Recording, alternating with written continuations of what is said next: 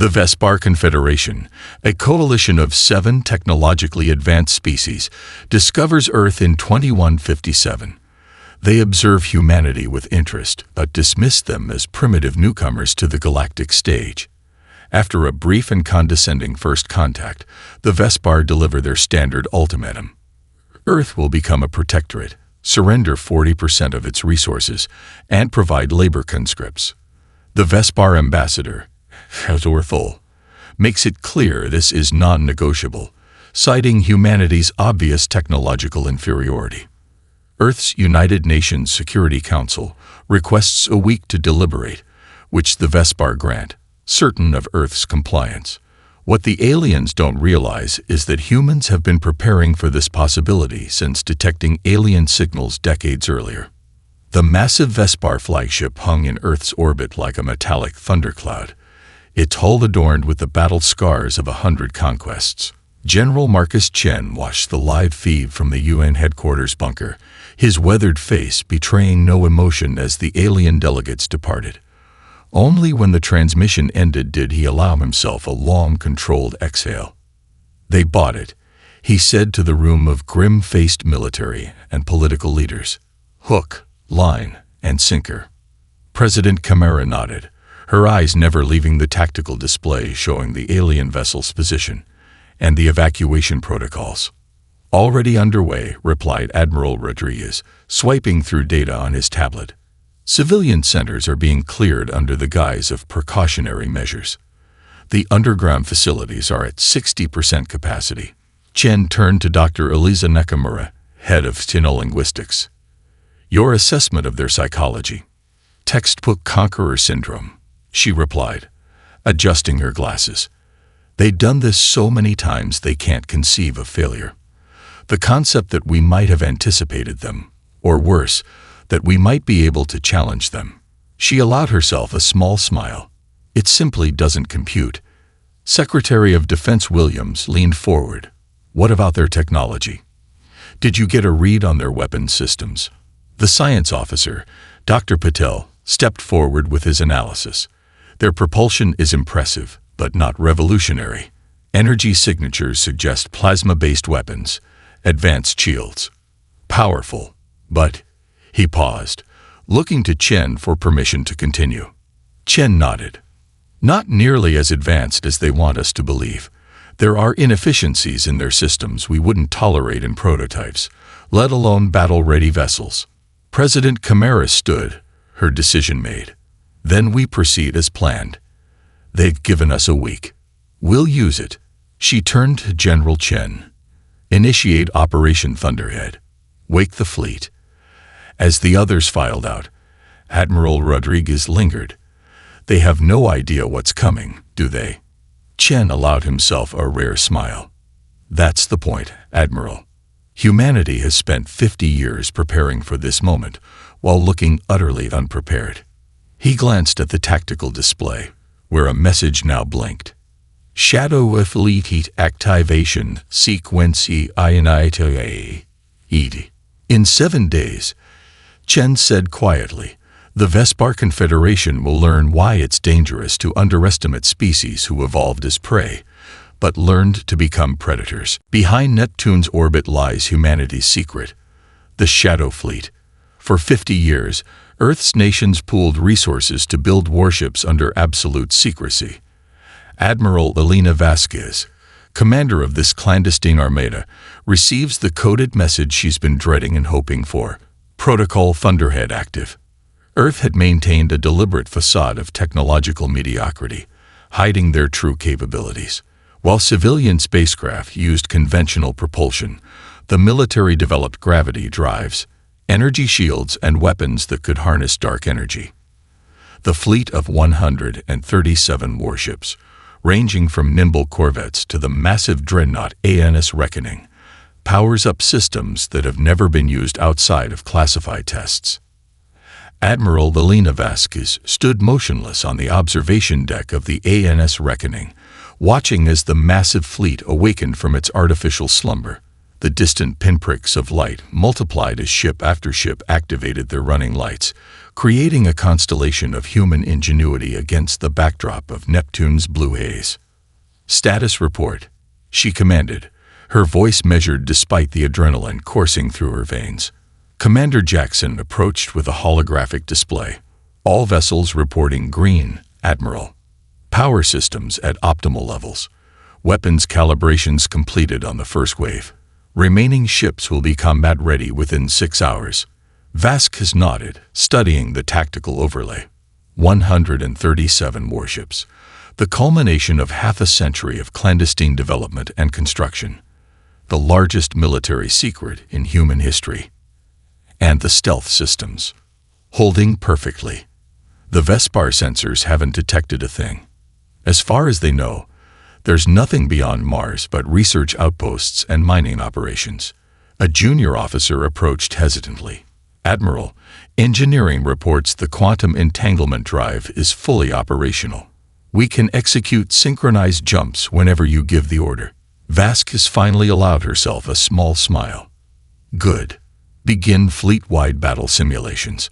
I want every gunner, every pilot, every officer to run through the scenarios until they can execute them in their sleep." She turned to her XO, Commander Wei. "The Vespar expect us to capitulate in a week. They expect ceremonial ships and formal surrenders." She gestured toward the holographic display of the Reckoning's primary weapon system, a device that could create controlled singularities capable of tearing through virtually any known shielding technology. Instead, they'll meet the real face of humanity. Not the peaceful explorers we've shown the galaxy, but warriors who prepared for war while praying for peace. Wei studied the fleet formation. Some of the crew are nervous. The Vespar have conquered dozens of worlds. We've never fought an interstellar war. The Vespar have grown complacent, Vasquez replied, watching as a squadron of corvettes executed a perfect formation maneuver. They expect submission because that's what they've always received. They've forgotten what it means to face an enemy with nothing to lose. She turned from the viewport, her expression hardening with resolve. "In 7 days, we will remind them that the most dangerous predator isn't always the one with the sharpest teeth.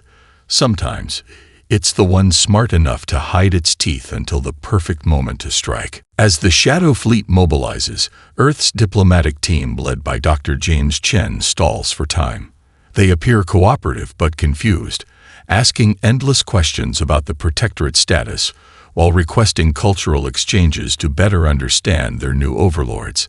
The Vespar, accustomed to immediate capitulation from lesser species, become increasingly irritated but remain arrogantly confident. Meanwhile, Earth evacuates key personnel and resources from vulnerable positions. Dr. Chen notices something unsettling. The Vespar delegation seems genuinely unprepared for resistance. Their security is minimal, their weapons ceremonial. He begins to wonder if the Confederation's power is built more on reputation than actual military might. Dr. James Chen smiled politely as Ambassador Xorthol's mandibles clicked in barely contained frustration. The conference room in Geneva's Palais des Nations had been converted into a makeshift diplomatic chamber, its elegant human architecture now housing the most important negotiation in Earth's history. "Ambassador, I appreciate your patience," Chen said, his voice the perfect blend of deference and confusion. "But our legal experts require clarification on Section 47 of the Protectorate Agreement. The term resource allocation seems quite broad." Xorthol's forearms gesticulated in increasingly agitated patterns. "It means precisely what it states. 40% of all planetary resources will be collected by Confederation harvesters on a quarterly cycle." "Ah, I see," Chen nodded, making a show of taking notes. "And would that include intellectual property, cultural artifacts, human genetic material? These are resources of a sort, but perhaps not what you intended." The ambassador's iridescent eyes narrowed. "Dr. Chen, these deliberate misunderstandings grow tiresome. Your species' stalling tactics are transparent and futile." Chen noticed something then that confirmed his earlier suspicions. The ambassador's ceremonial guard shifted uncomfortably at the mention of stalling tactics. Their posture betrayed genuine concern rather than mere annoyance. They truly didn't expect resistance. "Ambassador, I assure you we're proceeding in good faith," Chen replied smoothly, tapping a seemingly innocuous pattern on his tablet. Actually a coded message to security. Continue evacuation protocol. Accelerate timetable. Through his earpiece, he heard confirmation of another successful relocation of key scientists to underground facilities. Meanwhile, across the table, the Vespar delegation remained oblivious to the largest coordinated movement of people and resources in human history happening right under their nasal cavities. "Perhaps a cultural exchange would help us understand your expectations better," Chen suggested. "Our anthropologists are fascinated by Confederation social structures. It would build tremendous goodwill among our population." As Xorthol grudgingly agreed to this latest delay, Chen studied the aliens' entourage. Their weapons were ornate but impractical, designed to intimidate rather than function efficiently. Their armor, while impressive in appearance, showed no evidence of advanced defensive technology. Later, in the secure communications room, Chen reported his findings to General Marcus. "Their entire empire may be a house of cards," he explained, his voice low despite the room's counter-surveillance measures. "They act like conquerors, but I see no evidence they've faced real opposition in generations. Their weapons are ceremonial, their tactics rudimentary." General Marcus's face on the screen remained impassive. "Continue the charade, James. Give us 3 more days." Chen nodded. "They won't suspect a thing until it's too late. They're so convinced of their superiority that the possibility of humanity having teeth has never occurred to them." The Vespar ultimatum expires. Their flagship, the Eternal Dominion, positions itself over Geneva, weapons charged as a show of force. 3 smaller cruisers take positions over other major cities. Admiral Vasquez springs the trap. The Shadow Fleet performs a synchronized FTL jump, appearing simultaneously around Earth in perfect attack formation. The Vespar ships are suddenly surrounded by vessels they didn't know existed, with weapons they can't identify locked on their positions. From the bridge of the ANS Reckoning, Admiral Vasquez opens a channel. "This is Admiral Elena Vasquez of the Earth Defense Force. Your ships are targeted. Your threats are rejected. You have 30 seconds to power down weapon systems, or we will respond with appropriate force." The stunned silence from the Vespar ships is broken only by alarms as their sensors finally process what they're seeing. The Eternal Dominion loomed over Geneva like a twisted monolith, its weapons ports glowing with plasma buildup. Ambassador Xorthol's ultimatum had expired precisely 3 minutes earlier, and the Vespar were nothing if not punctual in their demonstrations of power. Smaller Vespar cruisers held position over New York, Beijing, and Cairo, a calculated display meant to prove that resistance was futile. In the United Nations emergency bunker, world leaders watched the alien vessels with carefully concealed anticipation. To the Vespar, their expressions would read as fear. In reality, it was the collective held breath before a spring trap was released. "All evacuation protocols complete," reported General Marcus. "Civilian populations are secured." President Camara nodded.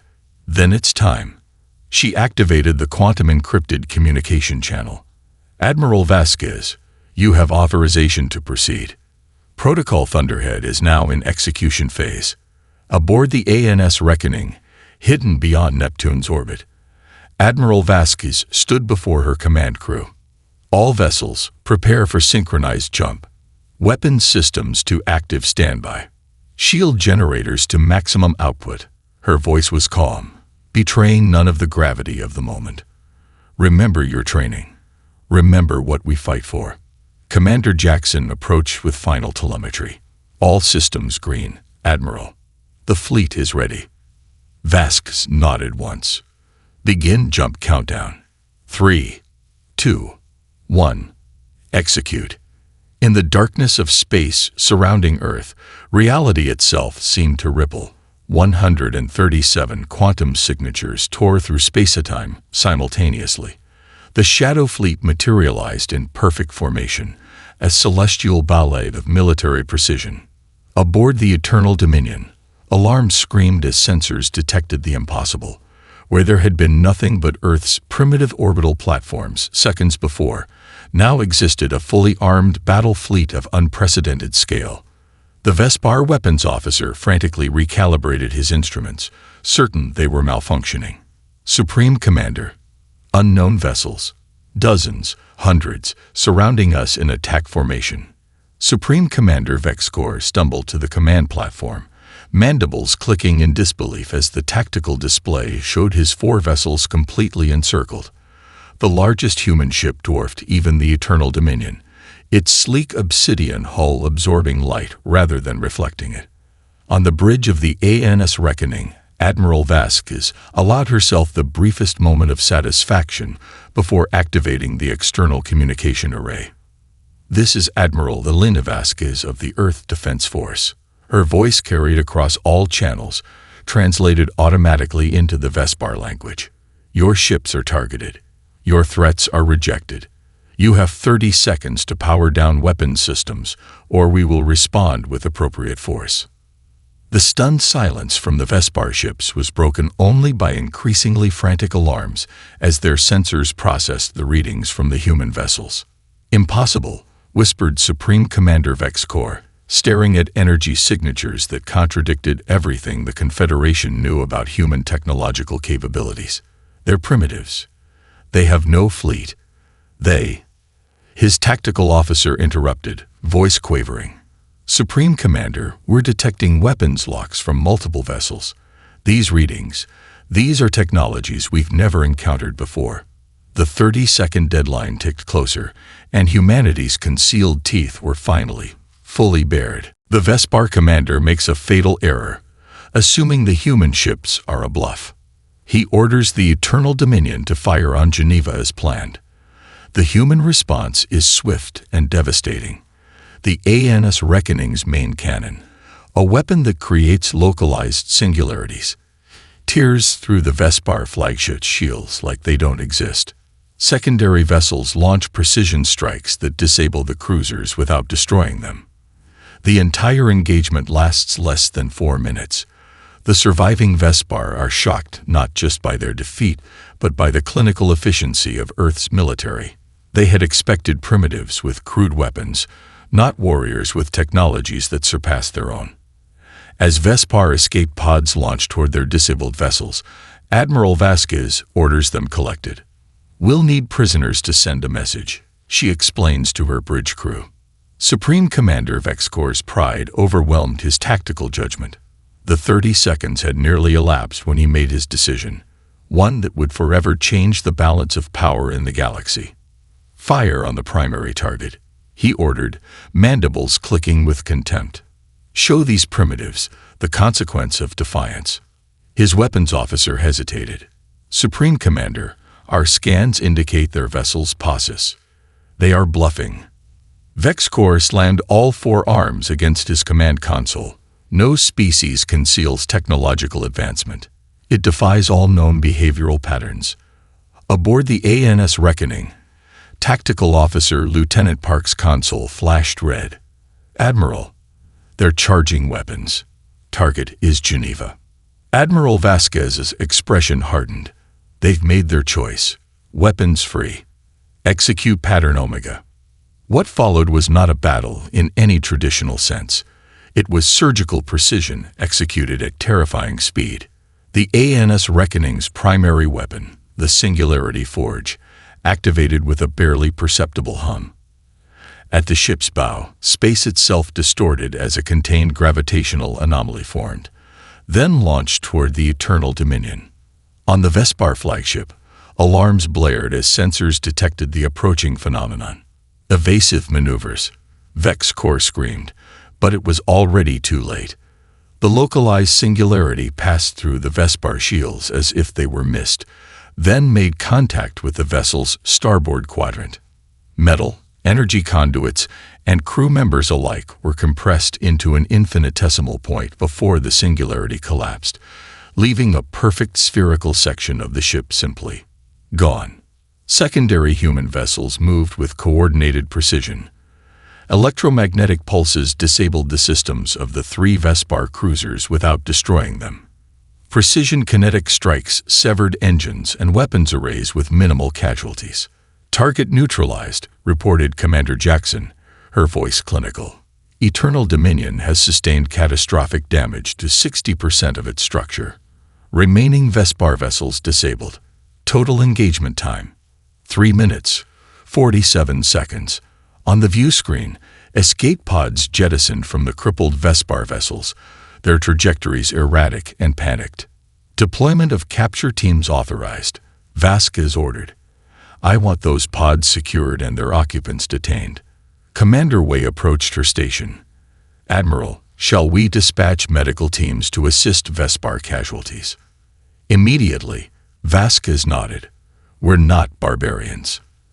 As the human fleet smoothly transitioned to recovery operations, Vespar survivors stared through viewport windows at the ships that had so thoroughly defeated them. Where they had expected crude, last-ditch resistance, they had encountered methodical, overwhelming force. Where they had expected fear, they found preparedness. Where they had expected submission, they discovered humanity. In the damaged command center of the Eternal Dominion, Supreme Commander Vexcor watched as human boarding craft approached. "How?" He whispered to no one in particular. "How could they hide this from us?" His tactical officer, bleeding from a head wound, looked up from his console. "They didn't just hide their teeth, Commander. They hid that they were predators at all." News of the Vespar defeat spreads rapidly through the galaxy. The Confederation's leadership is thrown into chaos, their military myth shattered. Other subjugated species begin to question their overlords. Admiral Vasquez interrogates captured Vespar officers and makes a startling discovery. The Confederation has been bluffing for centuries. Their technology peaked 300 years ago, and they've relied on intimidation rather than innovation since then. Meanwhile, Ambassador Thorful, now a prisoner, is shown the full extent of Earth's military capabilities. "We've been building and preparing since we detected your signals in 2093, explains Dr. Chen. "We knew someone would come eventually. We decided to be ready." The ambassador's mandibles tremble as he realizes his people have awakened something they cannot control. The Confederation High Council chamber on Vespar Prime erupted into chaos. The holographic feed from Earth had abruptly terminated 4 hours earlier, and the subsequent silence had been more terrifying than any distress call. "This is unprecedented." Elder Zixmore slammed her ceremonial staff against the chamber floor.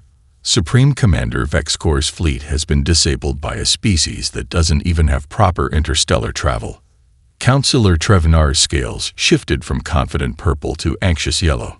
"The reports coming in claim they have technology we've never encountered. Weapons that create gravitational anomalies. Shields that adapt to our targeting frequencies." "Impossible."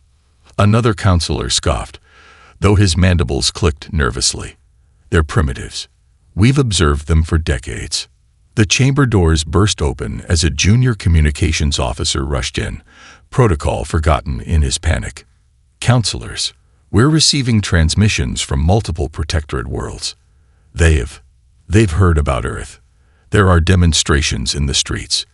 Demands for independence. The Krell have overthrown their planetary governors. The Solari fleet has abandoned its patrol routes." Back on Earth, in a secure facility beneath the Alps, Admiral Vasquez studied the prisoner before her. Fleet Captain Kex Tull of the Vespar Confederation sat rigidly in his restraints, his exoskeleton still bearing scorch marks from his ship's emergency evacuation. "Your singularity weapon," he finally spoke. "It shouldn't exist. The theoretical principles alone would require computational capabilities beyond what you believe us to possess." Vasquez finished for him. "That was rather the point, Captain." Dr. Chen entered the interrogation room, carrying a data tablet. "Admiral, We've completed analysis of their ship's database. You'll want to see this immediately." Vasquez reviewed the findings, her expression shifting from concentration to surprise, then to something like grim satisfaction. "So the mighty Confederation's technological advancement stopped 3 centuries ago. You've been coasting on reputation and fear tactics ever since." Kextol's compound eyes widened. "How did you?" "Your encryption was impressive," Chen interjected, "for technology developed 300 years ago. We broke it within hours." In another chamber, Ambassador Xor Ful was being shown a holographic display of Earth's full military capabilities. The orbital defense platforms disguised as communication satellites, the lunar bases hidden beneath regolith, the Mars colony's true purpose as a forward military installation. "We knew you were coming," Chen explained, watching the ambassador's mandibles twitch with increasing agitation. "Not you specifically, but someone. We intercepted your deep space signals in 2093. We've been preparing ever since." "Impossible," Xor whispered. "No species diverts resources to defense before establishing a presence beyond their solar system. It defies all developmental patterns." Chen's smile was cold. "Perhaps that's why you've dominated for so long. You expect everyone to follow the same patterns. Humanity learned a different lesson from our history. Peace is not guaranteed. So we prepared for war while presenting the face of peaceful explorers." Shortfall's compound eyes reflected the rotating display of Earth's hidden arsenal. "You understand what you've done. The Protectorate worlds will rebel. The Confederation will collapse." "Yes," Chen replied simply. "That was also part of the plan." 2 weeks after the Battle of Earth, humanity makes their move. The Shadow Fleet, now joined by newly revealed vessels, appears simultaneously at all 7 Vespar homeworlds. Admiral Vasquez, aboard the ANS Reckoning, delivers Earth's counter-proposal to the Confederation Council. Immediate independence for all Protectorate worlds, reparations for centuries of exploitation, and a non-aggression pact that includes significant demilitarization of Vespar forces. To demonstrate their seriousness, each human vessel simultaneously fires a precision shot that destroys an uninhabited moon or asteroid in each system. The display of coordination and firepower across light years of space leaves the Council speechless. They realize that humanity could have destroyed them all, but chose restraint instead. This, more than anything, terrifies them. The Confederation High Council had barely begun to formulate their response strategy when the unthinkable happened. Quantum distortions rippled across the void simultaneously in all 7 Vespar home systems, where empty space had existed moments before. Human warships materialized with impossible precision, each vessel positioned at optimal tactical advantage. On Vespar Prime, Elder Zixmore stared at the emergency broadcast with mandibles clicking in rapid distress. Above their capital city hung the massive black shape of the ANS Reckoning, its silhouette blotting out the sun like an artificial eclipse. "How did they find all our homeworlds?" Counselor Trevnar whispered, his scales now pale white with terror. "Our colony locations are our most guarded secret." Another counselor frantically reviewed data streams. Reports confirm human vessels have appeared in all 7 systems simultaneously. The coordination alone should be impossible across such distances. The chamber's main view screen activated without their input. Admiral Elena Vasquez's face appeared, her expression calm but unyielding. "Confederation High Council," she began without preamble, "I speak on behalf of Earth and humanity. Your attempt to subjugate our world has failed. Now you will listen to our terms."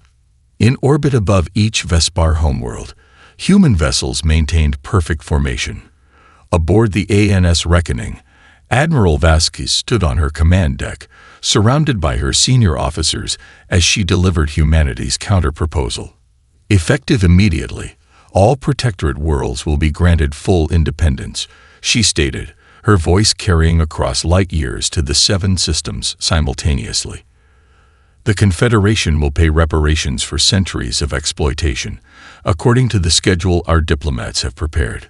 Finally, You will agree to a non-aggression pact that includes the immediate demilitarization of 80% of your combat vessels. Elder Zixmore found her voice, though it trembled.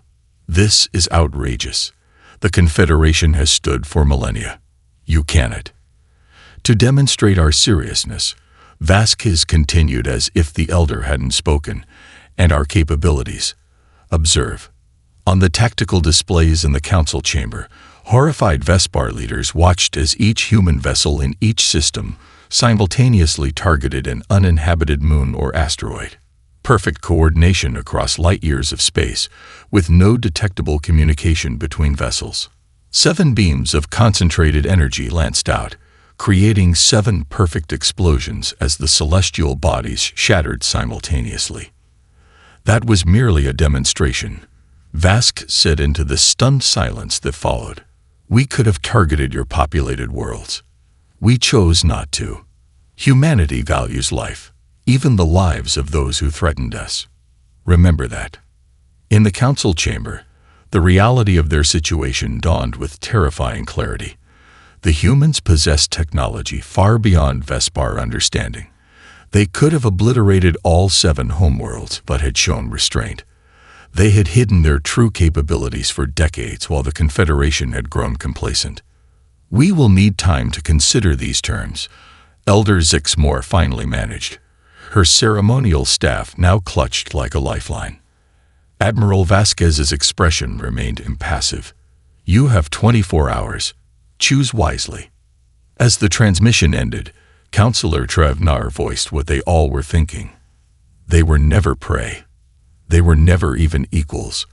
They were apex predators patiently waiting for us to reveal our weaknesses. 6 months later, representatives from 32 species gather on neutral ground, a space station built by humans in record time. The former protectorates of the Vespar now look to Earth, not as conquerors but as liberators and teachers.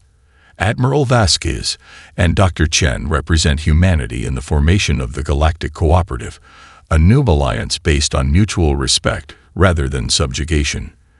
The Vespar, their empire dissolved, are allowed to join as equals. As the ceremonies conclude, a young Vespar diplomat approaches Admiral Vasquez. We thought we were the apex predators of the galaxy, she admits. How did we not see what humans truly were? Vask smiles slightly. You saw what we wanted you to see. Humanity learned long ago that the most dangerous predator is the one that doesn't reveal itself until the perfect moment to strike. As the delegates disperse, news arrives of another expansionist empire at the galaxy's edge. Vask and Chen exchange knowing glances. Earth's warships would remain ready. The Concordia station hung in neutral space, its graceful architecture a fusion of design elements from dozens of worlds.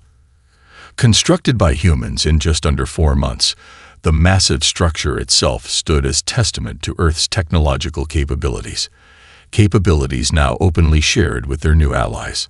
In the Grand Assembly Hall, representatives from 32 formerly subjugated species gathered alongside human delegates. The atmosphere hummed with cautious optimism and lingering amazement at how rapidly the galaxy's power structure had transformed. Admiral Elena Vasquez surveyed the gathering, her dress uniform adorned with the newly designed insignia of the Earth Defense Force. Beside her, Dr. James Chen reviewed final amendments to the Galactic Cooperative Charter on his data tablet. Nervous? Chen asked, noting the Admiral's subtle tension. Cautious, she corrected. We dismantled a galactic empire in less than a year. History suggests power vacuums are rarely filled without conflict. President Kamara approached, accompanied by the Krell ambassador, a towering reptilian being whose species had been among the first to overthrow their Vespar governors after news of Earth's victory spread. Admiral, Doctor, the president nodded. The final ratification vote begins in 10 minutes. The Vespar delegation has arrived. Across the chamber, a small group of Vespar representatives entered, their once ornate ceremonial armor replaced with simple diplomatic attire. Their empire dissolved, their military dismantled. They now joined as equals rather than masters, a humbling transition they had accepted with surprising dignity. The youngest of the Vespar delegates, Second Envoy Miralesh, approached the human leadership with formal deference. Admiral Vasquez, President Camara, Dr. Chen. The Vespar remnant extends gratitude for our inclusion. Many expected annihilation after our misjudgment. Vengeance perpetuates cycles of conflict, Vasquez replied. The cooperative aims to break those cycles. Miralesh's compound eyes studied the Admiral with genuine curiosity. A question, if I may. We believed ourselves the apex predators of this galaxy for millennia. How did we not see humans for what they truly were? A slight smile touched Vasquez's lips. You saw exactly what we wanted you to see. Humanity learned long ago that the most dangerous predator is the one that doesn't reveal itself until the perfect moment to strike. The formal ceremony proceeded with appropriate gravitas. 33 species, 32 former Vespar subjects plus humanity, signed the Galactic Cooperative Charter, establishing mutual defense, cultural exchange, technological sharing, and trade agreements. As the delegates dispersed toward the reception hall, Commander Jackson approached Vasquez and Chen with a secure data tablet. Admiral, we've received intelligence from long-range scouts. Another expansionist power has been detected at the galaxy's edge, the Kraxan Imperium. Early observations suggest aggressive territorial ambitions. Vasquez and Chen exchanged knowing glances. Share this information with our allies, Vasquez ordered after a moment. The cooperative's first test may come sooner than anticipated. And the Shadow Fleet? Chen asked quietly.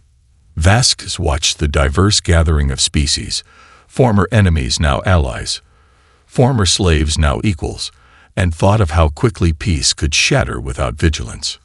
Earth's warships remain ready, she said simply. They always will.